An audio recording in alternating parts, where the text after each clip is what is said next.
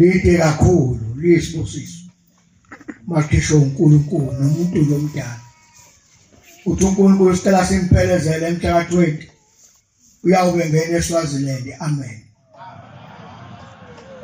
Ucela ukuthi amanazareti angadala isiphithiphithi nobani hamba ulungisa ipassport yakhe.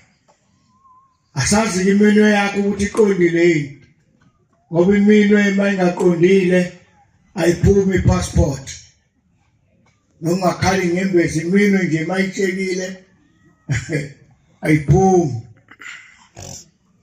Ngikhulumile ngabefundisi nabavangeli nabashumayeli nabakhokheli mase bakhona kuzodwa uthi akaye eSwazini. Ayikho ingwenya ayiduke nesiziba ayizulune kakhulu. Yacuza yahamba phela indawo ingwenya ayikho. Amen. Abikho into ezokhama nge-last minute. Passport esandleni ibhulu ka-23 ihlabelela iBhayibheli ahambe.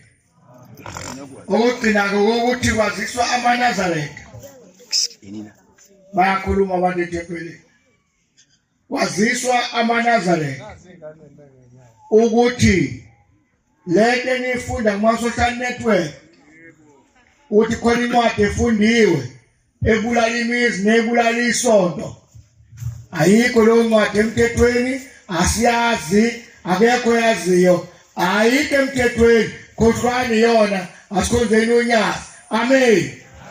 Mawugane ngegada umkakho ngamlahla unkosikazi wakho nendoda futhi ngamlahla umfazi wayo.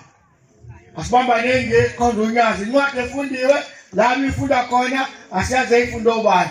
Ayikho emthethweni wesonto. Amen. Ngiyabonga.